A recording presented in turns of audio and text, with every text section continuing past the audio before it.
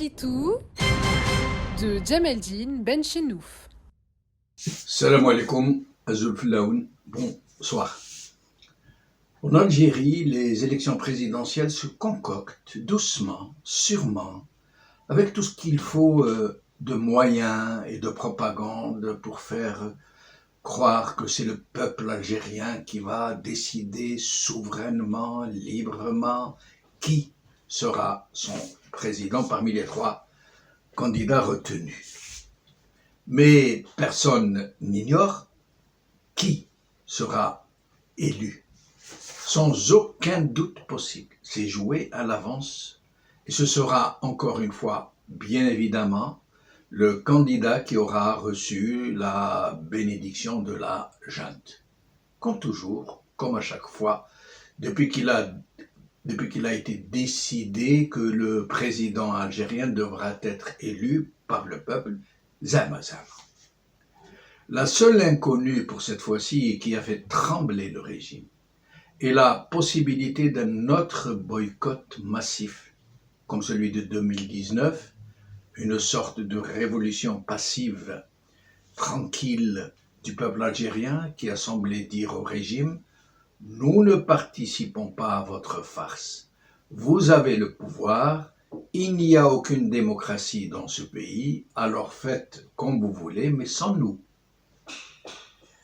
Voilà le seul obstacle donc pour que l'opération soit menée à son terme avec ou sans participation. L'essentiel et la priorité pour ce régime seront de tout faire pour faire affluer le plus de gens possible vers les bureaux de vote, quitte à les promener de bureau de vote en bureau de vote, pour faire croire à une participation massive, voire à un plébiscite. Tous les habituels moyens seront mis en œuvre, et parmi ces moyens, celui des fameux comités de soutien, une formule algérienne, chargée d'agir à la base pour faire voter le petit peuple, celui qu'on oublie le reste du temps, tout particulièrement celui des zones d'ombre, et qui reste relativement manipulable, qui se prête volontiers et sans mauvaise surprise au micro-trottoir pour dire son enthousiasme et bien sûr sa ferme volonté de voter pour le candidat choisi par le système. C'est une machine très bien rodée, dont les chefs d'orchestre sont les autorités locales, qui coordonnent l'action très tonitruante de ces comités de soutien, chacun avec ses troupes de spécialistes en cachérisme, en sélection des professionnels de la claque, du you-you, du barode et de la harangue en langue de bois, et qu'on transporte à bord de bus d'endroit en endroit, de salle en salle, pour offrir leur engagement sur commande aux caméras des télés en opération. C'est une pratique très connue des Algériens, qui ne produit en fait aucun effet notable sur le cours des événements, mais qui est juste chargée de donner le change, de faire passer la pilule de la caricature. Mais la question est, qui sont ces gens qui composent ces comités de soutien? Qui est à leur tête? Et quel intérêt trouvent-ils dans une telle opération?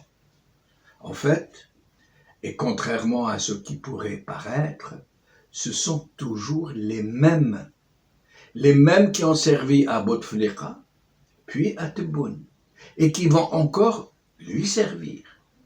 Les nouveaux qui y débarquent, les tout jeunes, pour donner l'image d'une nouvelle Algérie, sont coulés dans le même moule, une sorte de professionnels du cafouillage qui n'obtiennent généralement aucun résultat, dont les salles sont généralement vides de public ou alors remplies par les mêmes qui sont transportés par bus de salle en salle pour faire illusion, mais des gens qui n'ont pas froid aux yeux, qui ne craignent pas de clamer des mensonges, parce qu'ils méprisent leur peuple, et l'intelligence de leur peuple, et la dignité de leur peuple.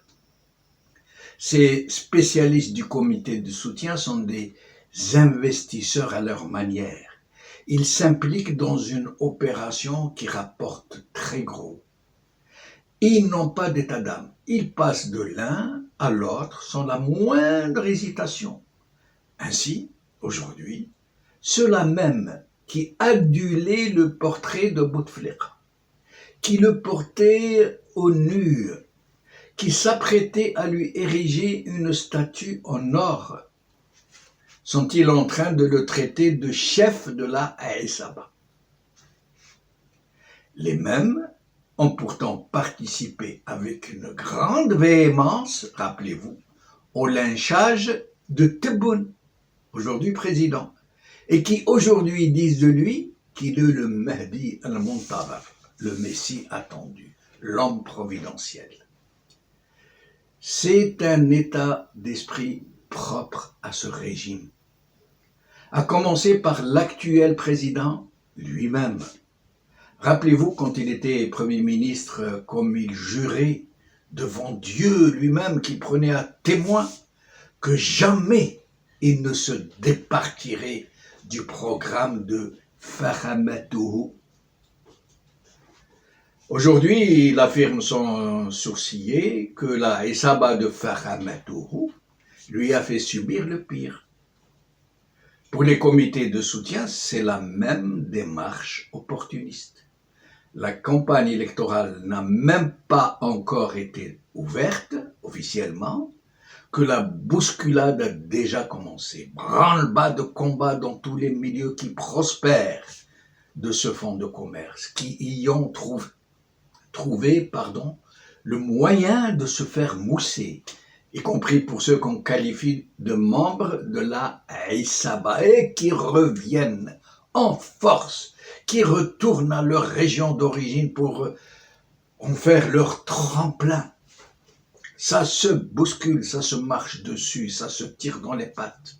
C'est à qui décrochera la timbale, la bénédiction d'en haut, autrement dit la pole position des comités de soutien régionaux, et donc un boulevard pour l'enrichissement et l'assurance de revenir au sérail ou de s'y maintenir. C'est comme ça que ça se passe chez Mac Dorma. Voilà.